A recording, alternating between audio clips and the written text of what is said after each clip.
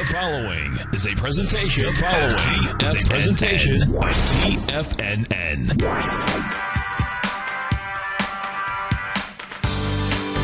The Global Market Pulse. With your host, John Logan.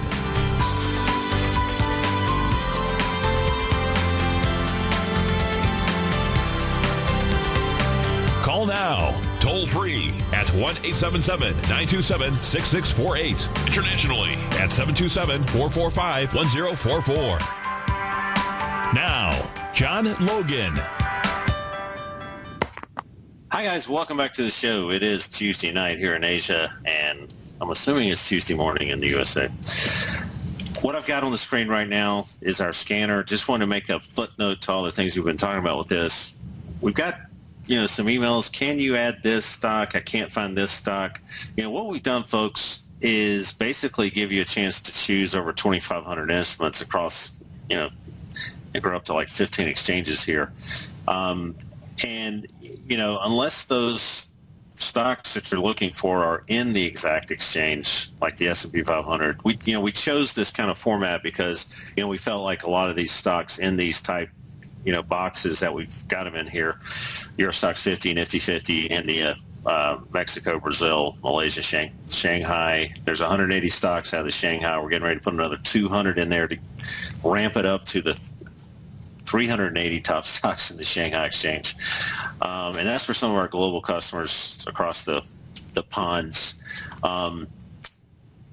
If you want, we had a request for Alibaba.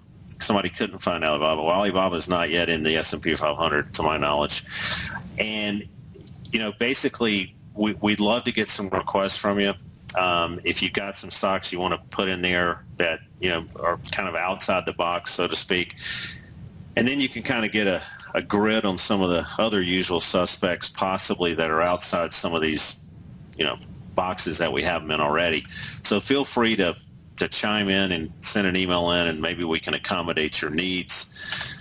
The thing we've done, we've talked about this. There's just a massive amount of server resources actually crunching all this all the time, but we don't mind, customizing some things and adding some instruments that folks want to see, like Alibaba. So just wanted to get that in and let you know we're rooting for you on every level. Got a couple of things to talk about first. The PPI out at 8:30. That's obviously going to be something that the Treasury market looks at, and probably the stock market. Stock market's sitting at all-time highs again. We talked about that.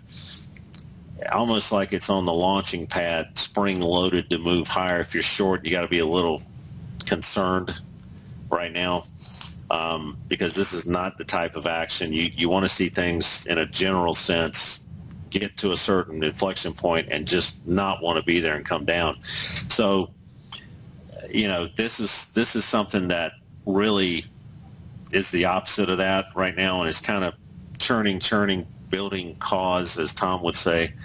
And, it's just generally not the thing you want to see if you're trying to short something. So in addition to that, our market breadth that we have talked about, and I'm going to pull up our kind of retail version here.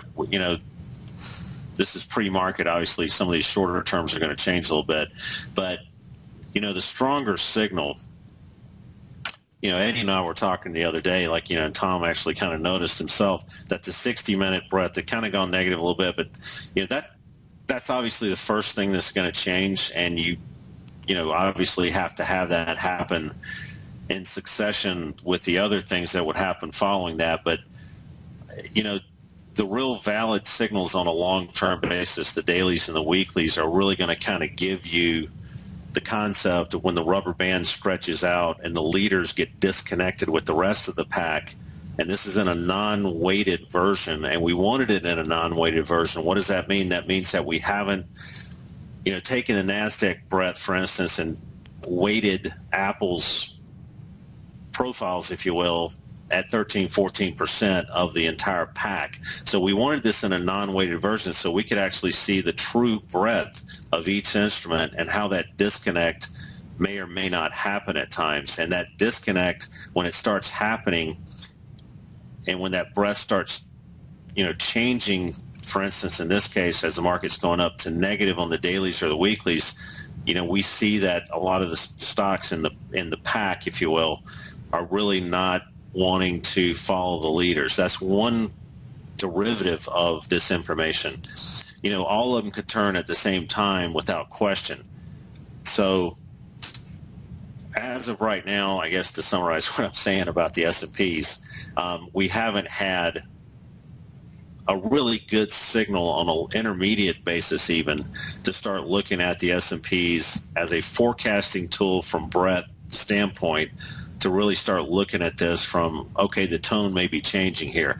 Now, you've got some trading opportunities based on some of the short term, and we did come off 2046, I think was the highs, and we came back to, no, 2043 on the December contract. I think that was highs. We came back to 2025. It's an 18-point pullback from all-time highs. Right now we're 6 points away from all-time highs, and that 60-minute had started just in a real small way, started to turn negative. But, I'm considering that noise. Tom and I actually talked about that, that's kind of the noisy part of this breadth equation is the 60 minutes. And, I'm not really that convinced right now until these things start changing to negative, and the 240s without question would have to change to negative for me. So we're not getting any ahead of time signals, if you will, on the S&Ps to turn right now. And as sick as that may sound, I've got gold up right now. I'm going to pull that back up. So we're going to talk about that for a second. The S&Ps, as insane as it might be for these things to keep going up, the technicals are saying it's okay to be long, not okay to be short right now on a long-term basis. Now, anything can happen in the short term, and that's kind of what that 60-minute to 240-minute barometer will kind of give you lead-ins on. But, again, not to beat a dead horse, I'm not really that excited about stepping in and shorting S&Ps right now. I think we can, excuse me, didn't mean to put that up. I think we can get some better indications if we just kind of sit tight a little bit. And that's what the breadth really allows me to do in general as a trader, is kind of sit tight, be patient, and try to let some deeper conviction come into play when it comes to trading the S&Ps in general. This is gold I'm showing right now. We also do have another report at 10 o'clock, basically the housing index. That'll be an hour and a half after the PPI. Here's gold. We talked the other day about gold, and it's kind of like, proved us right a little bit here. We weren't really happy with it down here. It was kind of a non-tradable event, in my opinion. We talked about we had to get above 1180 or below 1140 to really kind of get back into action with gold. We closed above that 1180. We came back and retested. We talked about that being the powerful move, the powerful high probability trade, closing above an inflection point, above a profile, coming back down into it to provide you. Sometimes it doesn't come back, but when it comes back into it, then you've got a, in my opinion, high probability trading opportunity here. And we've kind of fulfilled that a little bit. We've traveled as high as 1204 from that 1180 launching pad area, and we've come off a little bit this morning back down into 1196. So what's in play right now is you've got a whole number 1200. And we've kind of got this fence, if you will, down below just for kind of safety net purposes that we talked about putting stops below. But let's drill down into gold a little bit farther. Let's kind of move into the 240s. Short-term traders, can orient. As you can see, we had a breakout above profiles there. Not a lot of conflicting information down here either on the short term. So again, shorter term, you could try to save a couple of points here. 1188. Is going to be short-term kind of stops oriented in 1180. I think you got to say uncle below there, because then if we get below 1180 and especially give it a little bit of noise and everything that I'm saying around these inflection points, but we start closing back into the fair auction below 1180, then I think you just kind of got to say, hey, we gave it a shot. Let's sit tight. Let's wait for some better information to come out. And Tom and Steve Rhodes and David White and the rest of them, have some pretty good other type of information to give a biased opinion on gold. And by the way, I'm a big fan of, when I speak in front of a lot of institutional guys, we've talked about this, possibly you've heard this before, they if you have a Bloomberg terminal, you're spending a lot of money. If you're spending a lot of money for trading one terminal to sit in front of you all day long, you better have some kind of game plan. A lot of times those guys do have a game plan. Some of them I just don't even remotely understand how they are dealing with the money they deal with after you kind of drill down into their knowledge space and see that they're basically salespeople and have not a lot of wherewithal when it comes to actually trading something. That was mind-blowing to me. But, having an already game plan and being able to overlay more things on top of it to get more confirmations, it's going to do two things. One of them is it's going to slow your trading down, which is never bad. I'm going to say that again. When you combine different systems and try to build more conviction and confirmations, it's going to slow your trading down, and that's never a bad thing. Every broker in the world probably wants to knife me right now when I say that, because they make money off transactions. But as you look at that and you look at the statistics over time of people that super actively trade, it's not a lot of people that make money doing that. So waiting for more deeper, high probability setups is never a bad thing. Overlaying systems, listening to some of the other guys, and trying to keep in mind some of these, like okay to be long, not okay to be short, as we talked about gold after it breached the 1180 area, is going to be, not a bad thing in my opinion. So just, food for thought on trading in general. If you want to listen to me ramble for a while longer, we can do some private talks, but that's generally my process when it comes to trading in general these days. And I've traded very actively before, but I'm a big fan for being patient more than I used to be. So that's the situation on gold. We talked about silver, just in the same vein here, and we got about 30 seconds before we go to the first break. And then we're going to bring Eddie on to talk a little bit about what's going on in Europe from a fundamental standpoint, and all the things going on in Spain. But silver really never, this is our daily on silver. Silver never really closed above that inflection point or that fair auction, and has really had a tough time trying to get through it, and therefore haven't really been able to, in a deep convicted kind of way, get long silver, because I'd want to see some technical damage on the upside from what's been going on the downside. And that's the take on gold and silver. We're gonna be right back, and we're going to talk to Edmundus Katinas out of Europe. We're going to take a look at some of the things going on in Europe fundamentally and how that might pair into some of the currencies that we're going to look at out of Europe specifically. So we'll be right back, folks. Hang in there.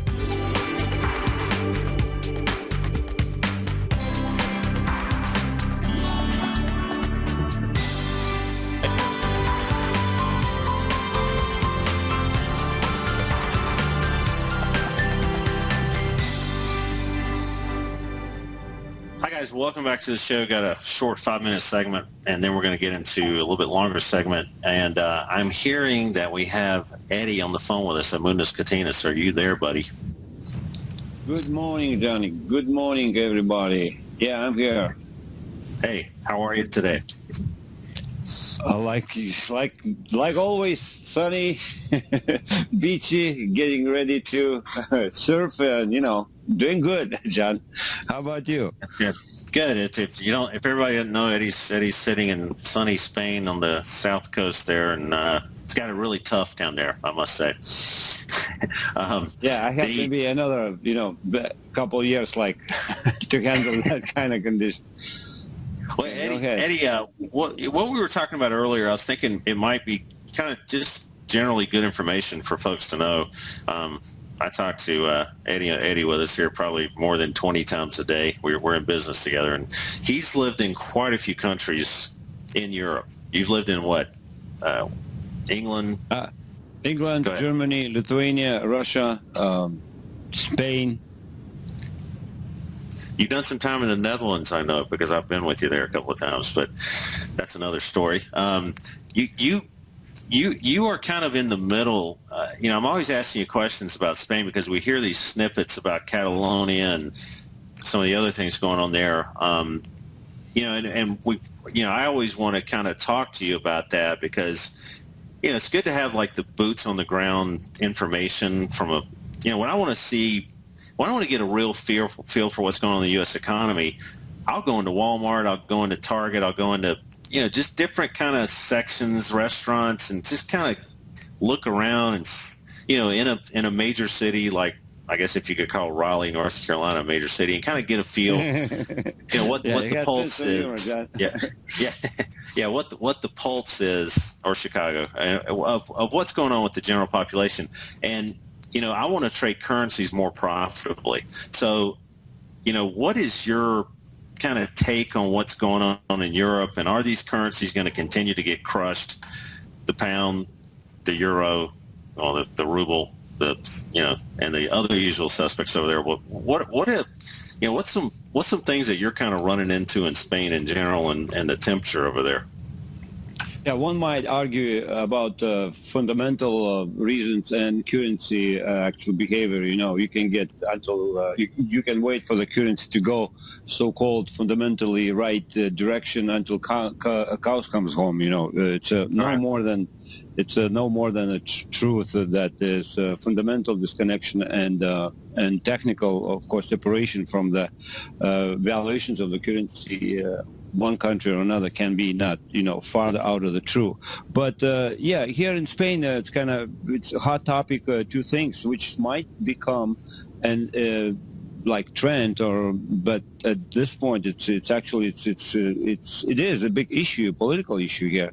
There's one thing I would say, the three things right here that falls into the place. It's one political party, just fresh party. It's called Podemos. Second one is a Catalonia referendum for the separation, for independence. And third one is this recent scandal in the banking industry in the Caja Madrid and Bankia banks. For those probably who are not aware, there's a Caja Madrid, like a Madrid box or Madrid house bank, and Bankia. It was one of the largest, it is one of the largest banks in Spain itself, and just recently been discovered by the probably someone did not get paid or some, shipped on the powers. Somehow stuff gets out. The can of worm was been opened with the so-called phantom credit cards, which has been actually underspending 15 million euros for the Bankia and Banca Madrid officials. So it was actually held for that. There were not ordinary remuneration. They've been used only for the private spending spree, for the closes, for the closing, for the for the all kinds of stuff, luxury stuff, the bank, and that was about 86 bankers and politicians and officials and union leaders between 2003 and 2012. So it's a big fuss right here, what's going on. And Bankia took 22 billion in the financial aid from the government, which is the largest. Oh my God. Yeah. Oh my God. At the same time, I think they found a way how to spend 15 million on the private stuff. Well, yeah. I tell you what, we're going to go to our break here, and if you can hang around, please. I really want to get into some of the generalities over there, and then kind of, fold that into some currency trading. So hang tough, and everybody else hang tough. We'll be right back.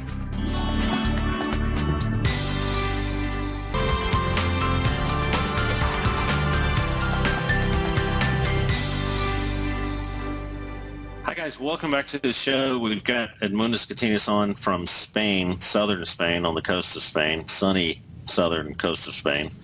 And we were speaking, it's just in generalities about some of the things going on in the Spain economy.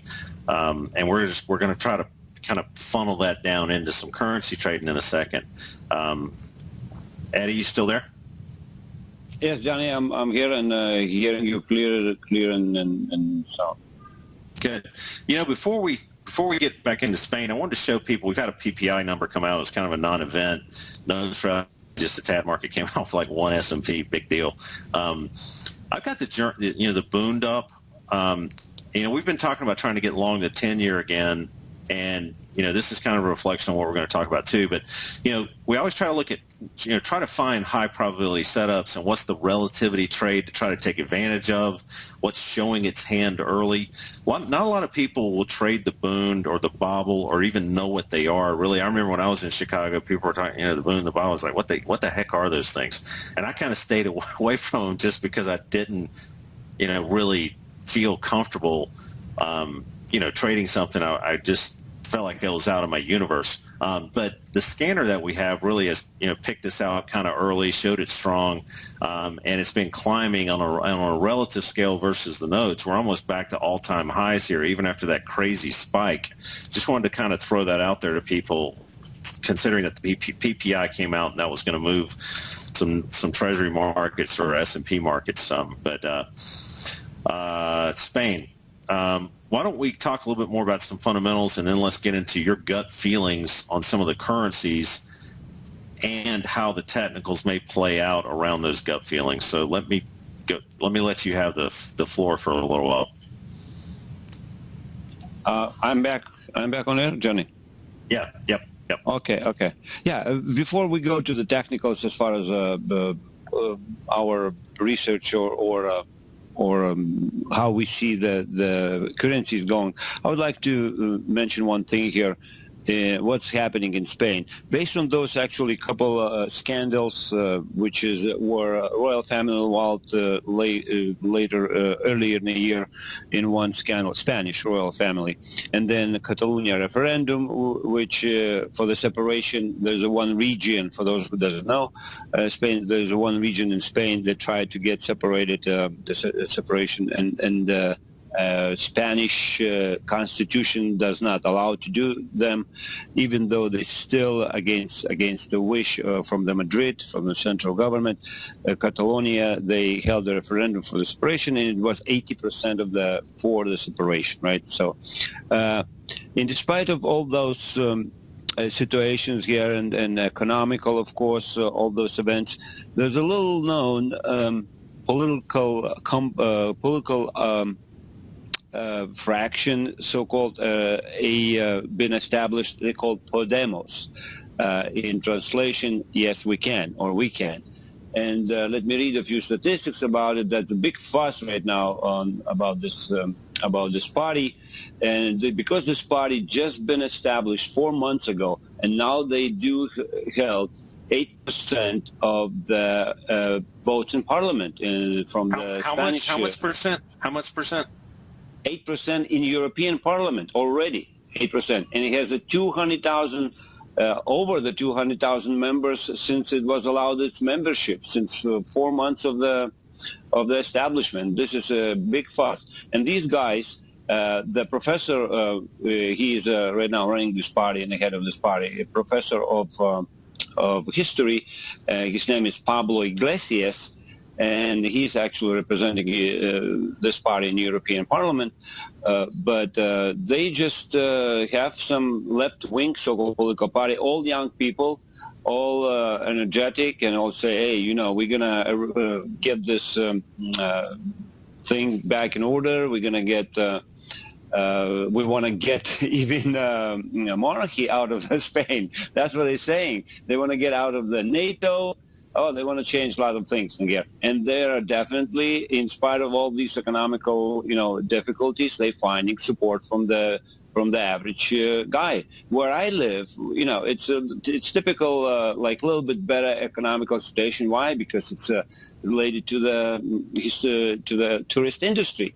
It's a coast, is this and that, is always a little bit better. But here in Midland, in a little bit upside in central Spain, the situation is not that good, of course.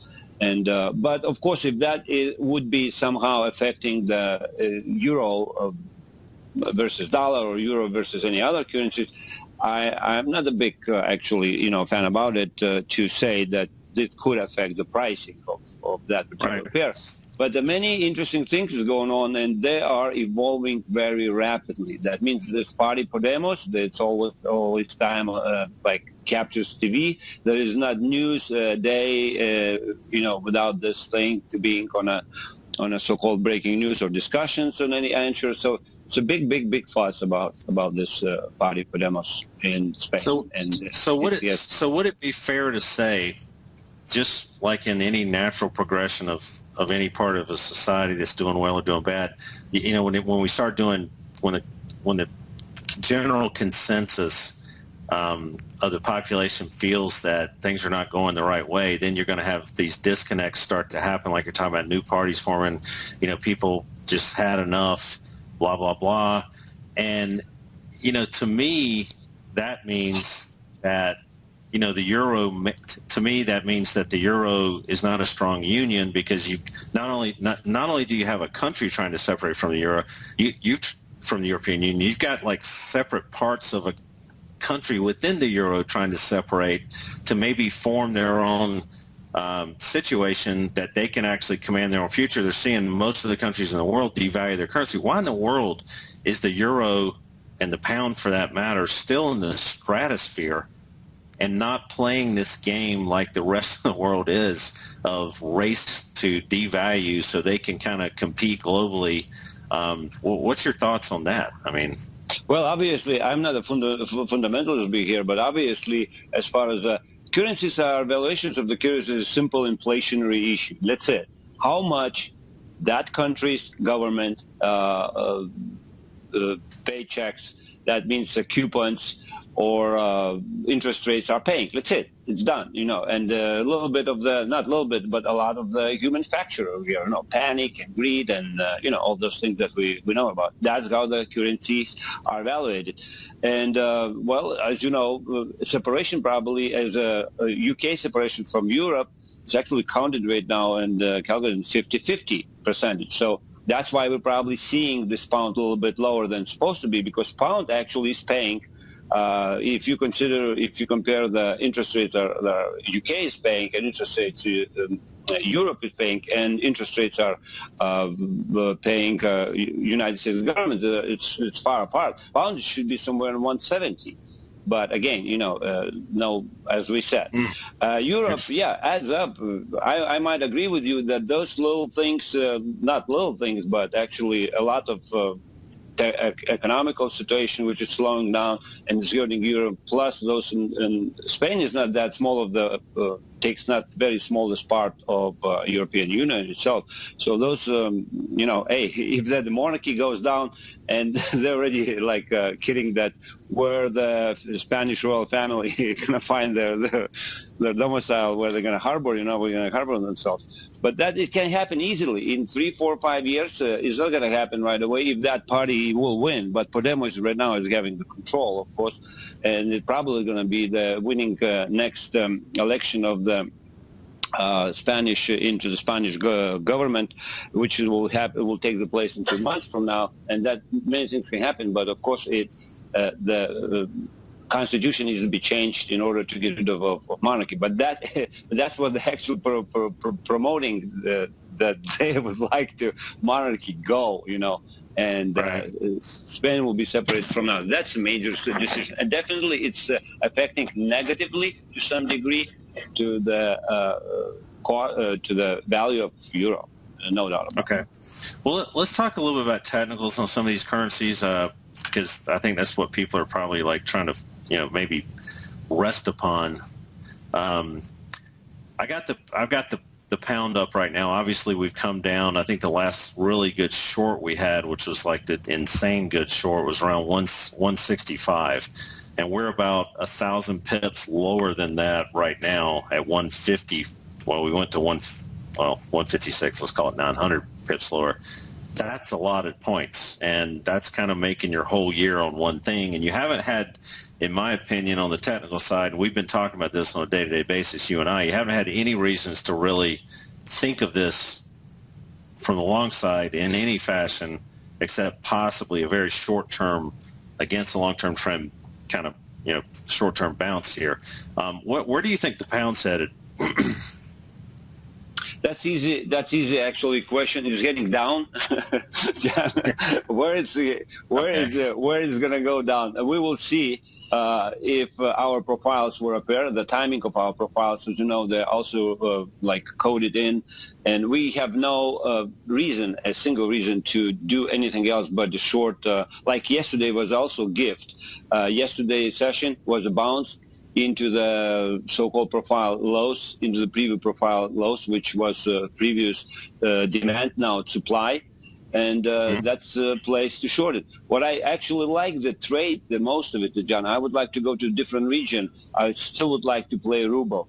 And ruble game is like, also just a different direction. It's a long dollar, short ruble. And ruble, for the technical part, achieved historic highs ever as far as implied volatility. Ruble last week achieved during the spike 33% of its volatility, implied volatility, and that still provides direction. As you can see, as probably viewers can see and listeners see from your chart, that profiles are suggesting that only one direction, a longer-term direction, should be considered. To buy dips, that means buy dollar, sell ruble. Right. I'm with you. I love that trade. It's been very, very good to me, as Garrett Morris would say. But let's cover a couple other things. We have about 3 minutes before we go to the next break. We talked about the euro a little bit. We talked the euro. I'm just bearish as heck on the euro. The pound, we're bearish. And, until, let's just talk about the what-if scenarios. Let's go back to the pound for a second. The only hint of anything kind of getting out of this short trade is going to be, getting back above the 240s, 156.76. And again, I'm playing this a little bit longer time frame. Eddie is too on the short side. So, we probably will have a new profile up here if on the daily, if we break the 240. So, the theme and the spirit of this is still down on the pound. The euro, I'd love to see this get back into the 126.34 area to try to short this again at a maximum high probability area. We haven't had any new boxes appear down here, and that would be the kind of the maximum high probability area. Let's take a look at the yen really quick, because the Nikkei is involved with this, and we talked about the disconnect that could be happening. Where do you think the yen could go? Yen is still strong, technically strong on weekly and on daily. Okay. Week. Actually, I don't know. You have inverted property prices, but yeah. Here's the weekly. I'm going to pull up the weekly. There's just nothing up there to even think about going short. Therefore, it's okay. Yeah, therefore it's okay to be long, not okay to be short. Let me throw something else in there. Dailies, Johnny. Actually, dailies. You need to point out, like from yesterday's session, like pound didn't reach that bounce to short it, but yen, it did reach actually that dip on daily to go long, and was a very, very extremely low risk play from yesterday's session lows. So, timing is there for continue go long, and inflection points is also there. What's the red line, John, on the unfair highs of the box? 115.58. Yesterday we reached 115.46. So, with a little bit of noise, and we always talk about on a volatile instrument, that's something that's got a massive range right now. Got to give yourself a little bit of room there on things like that. Your appetite for risk probably needs to be expanded. Maybe you should lighten up your amount of contracts or weight that you're trading on the currencies. But what Edu is saying basically is we pull back into that inflection point again, and we want to try to buy support on this. And not try to be the hero that catches the all-time high on the short side. And that's what a lot of people are doing with this right now that are day trading or trying to short this thing. And I don't understand why that's the case, why anybody would do that. But most of the long-term money is long this, and those are the guys who usually win. So, Eddie, can you hang around for another segment, and then we're going to wrap up the last 5 minutes. I want to talk a little bit about crude oil. You bet, John. Okay. We'll pick it back up in a couple of minutes here, guys.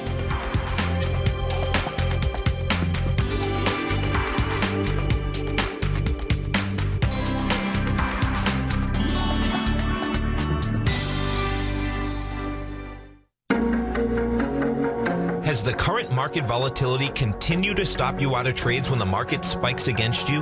Now is the perfect time to open up an account with Nadex. Nadex, the North American Derivatives Exchange, is a brand new, completely regulated Chicago-based exchange, and unlike most other exchanges, Nadex allows you to trade directly through them with direct market access when using their completely free trading platform, which also features real-time charts and full customization capability. One of the advantages of trading with Nadex in volatile markets is that your risk is always capped and you have the ability of keeping your trades open even when the market spikes against you. Nadex is completely brand new with a line of unique trading products that are unavailable anywhere else. See how it works at nadex.com. That's Nadex.com. Or click on the Nadex banner on the front page of TFNN.com. Futures and options trading involves risk and may not be appropriate for all investors.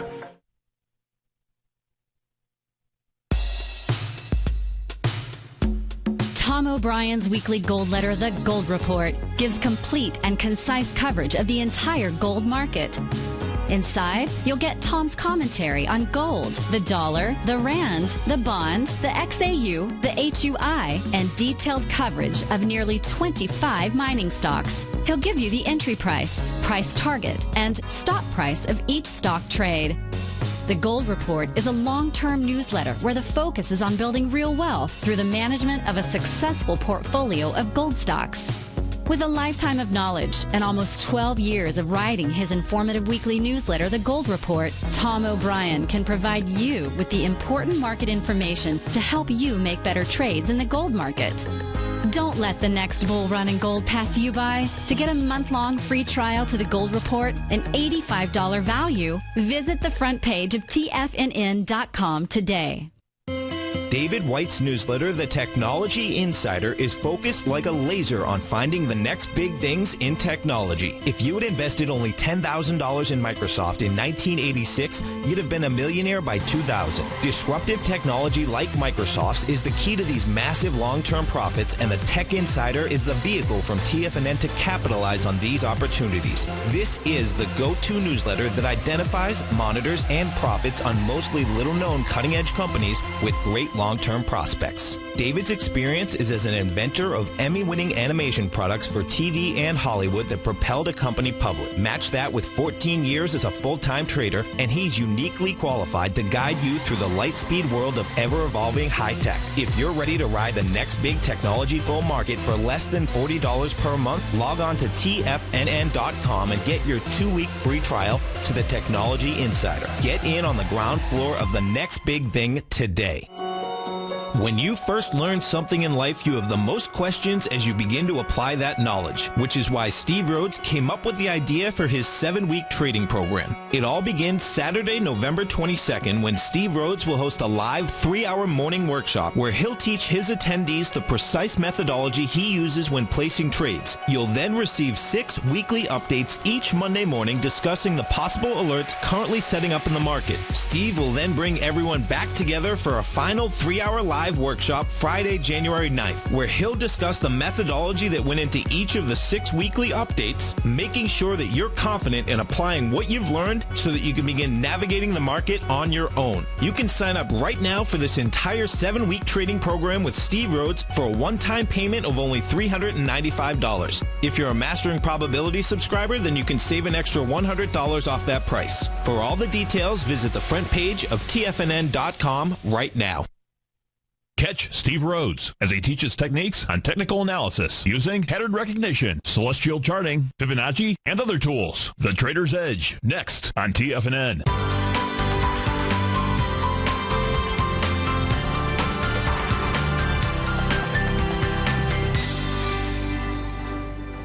Hi guys, welcome back to the show. We've got Edmundas Catinas from Spain on still with us, and I talked to everyone possibly before the last break. I think we were going to kind of go into a little bit of a dissertation on crude oil because, Eddie, as you know, there's a lot of folks out there now thinking that this is the deal of the century, and this is the most rigged game in the world, as you know.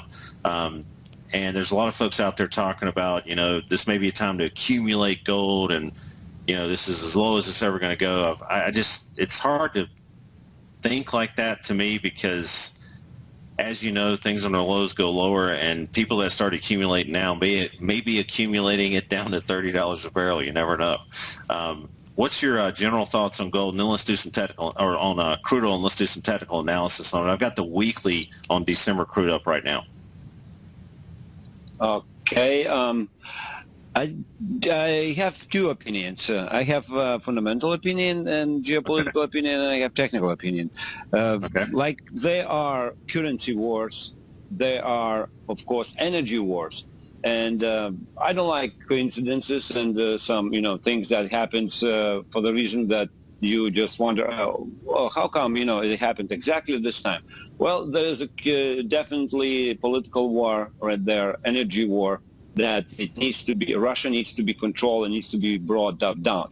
How much that succeeded, we can see already in the price. Price is no longer because of just China is slowing down. In fact, it's not even that slowing down that much. But U.S. economy picks up and so on. So, but and of course, technology is getting better to extract the oil out of the soil and other technologies and alternatives, of course, definitely alternatives, and the global warming, of course. Eventually, we agree until 20 years from now, get something done right now. So all these things together, I consider to be a political, geopolitical, and economical events. However, technically, John, if you show your charts, I'll look my own charts because you're not showing me anything. I've got the daily. I've got the daily up for you right now, if you can see it. So.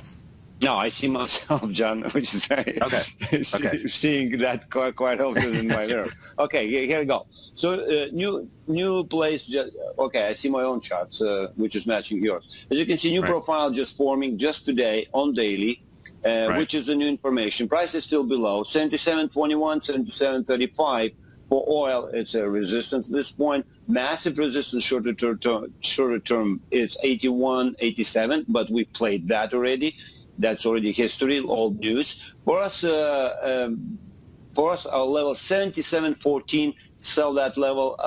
I would recommend and buy above if the price will establish above 75.48. But that would be very small, actually, in a couple of days of the time. And this week's session, probably in this week's meet, if we close above 75.48, we would like to maybe try something alongside, but a very short stop. But at this time, at this moment, I ratio, that means momentum of the trade is negative. Displacement of the distribution value, supply demand areas is of course above the prices. So it's a negative. Everything is just points, sell the rallies. Right. I'm with you. We got about 15 seconds left, so I'm going to wrap up here with everybody. I appreciate you coming on today.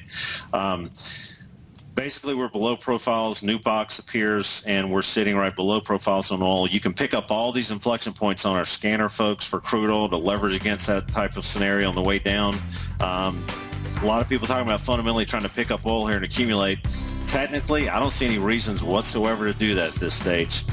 Until we start breaking above profiles, this is still on the down low, as they say it. Eddie, thank you very much. We'll be back again tomorrow. Stay tuned for Steve Rhodes and the Trader's Edge. Have a good day trading, guys.